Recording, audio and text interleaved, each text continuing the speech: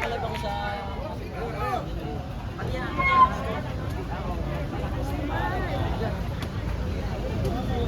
Maraming salamat, Mark, sa iyong pagpapakilala.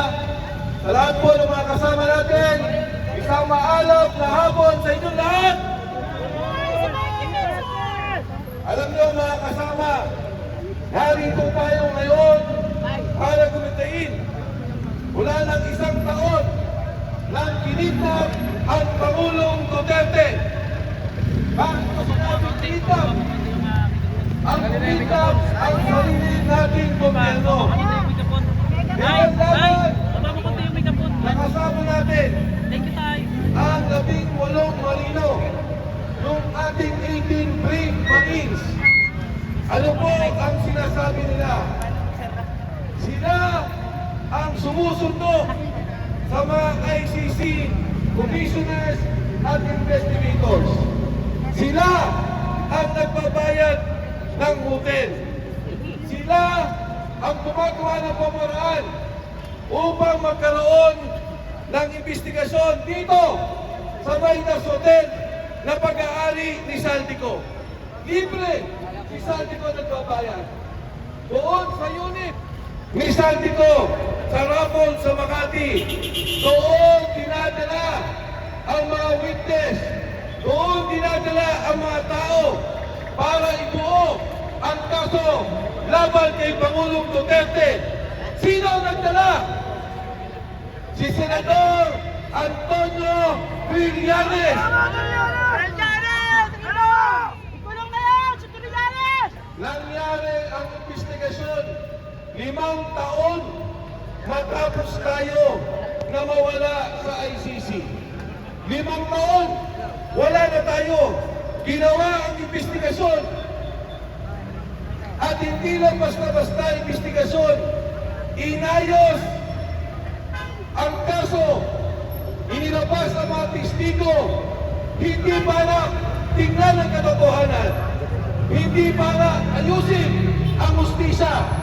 Pero para kidnapin at ikulong si Pangulong Duterte sa The Hague, Netherlands. Ano po ang sinasabi ng mga security? Wala po ang warrant of arrest. Ikinulong na sa Villamor ang Pangulong Duterte.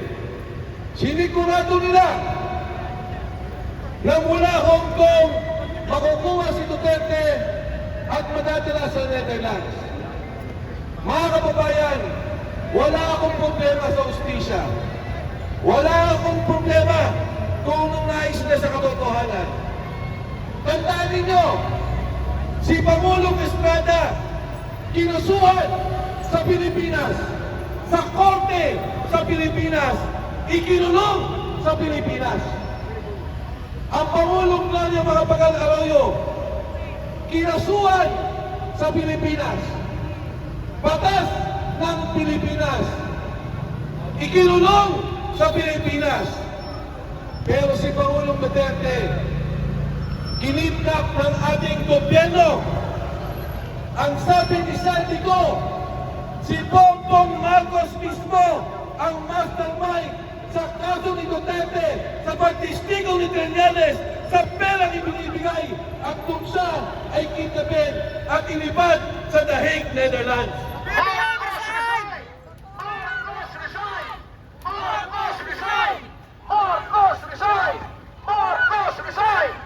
Bakit tayo nandito sa Supreme Court? Bakit tayo narito sa Korte Suprema?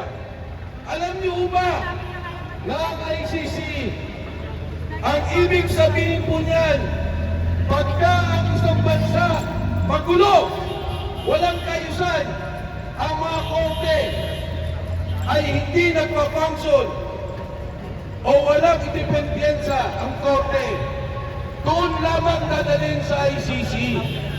Pero dito mo ba gumagana ang korte ng Pilipinas? Gumagana! Wala ba ho tayong korte? Meron! Meron! Kaya po ang Korte Suprema dapat magsalita. Dahil ang pagkakaresto ni Duterte ay sampal sa Korte Suprema. Sa Korte ng Bayan.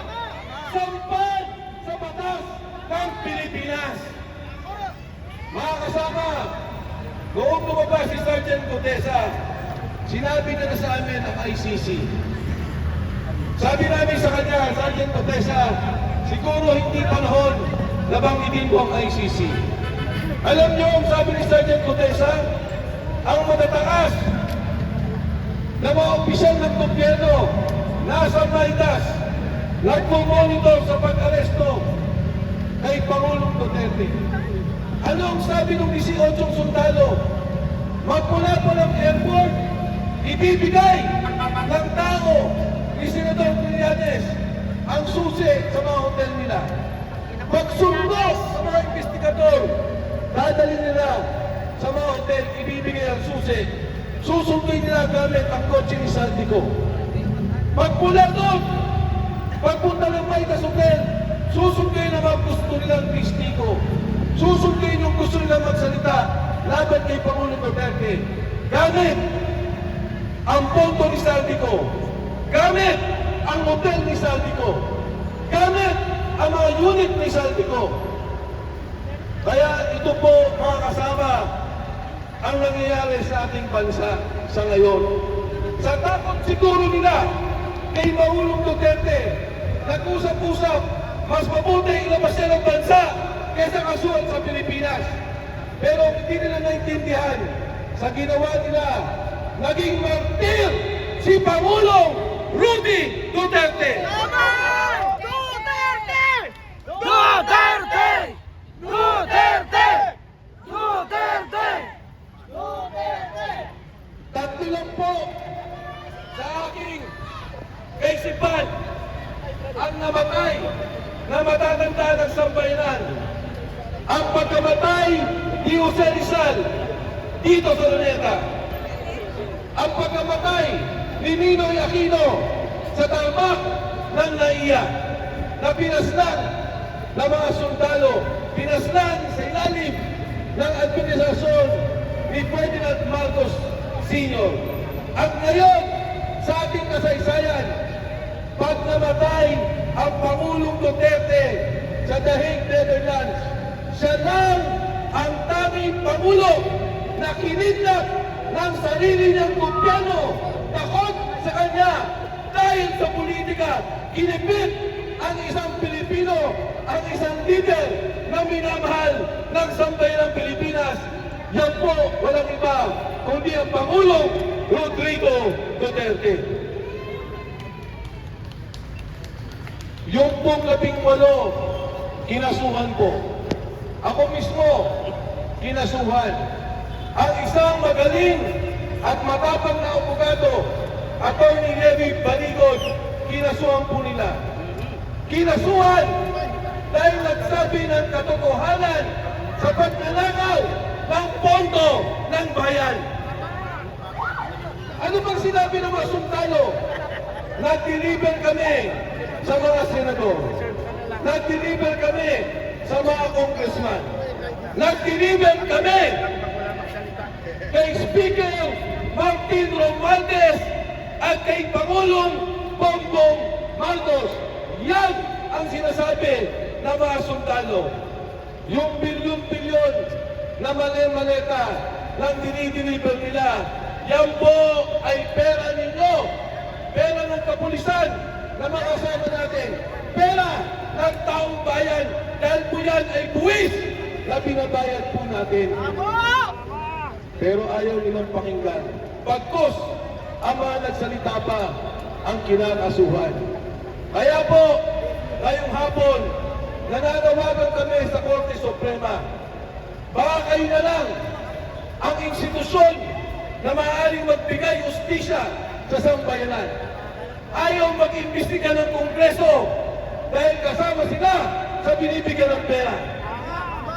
Ayaw mag-imbestiga ng Senado dahil binibigyan sila ng mali-malitang pera. Ayaw mag-imbestiga ng Ombudsman, ng NBI, ng tama ang iniimbestigahan ang nag-akusa dahil ang mga taong sinyan ay sangkot sa mali-malitang pera. Kaya po sa Korte Suprema, ito pong justisya na hinihingi, ibigay po naman ninyo. Dahil pag wala nang tatakbuhan ang sambayanan, pag wala nang masumbungan ang sambayanan, baka po pati ang mga pulis na nandito, kaming lahat, ang sambayanang Pilipino, magsama-sama para palitan ang gobyerno nagpapahirap sa sambayanang Pilipino.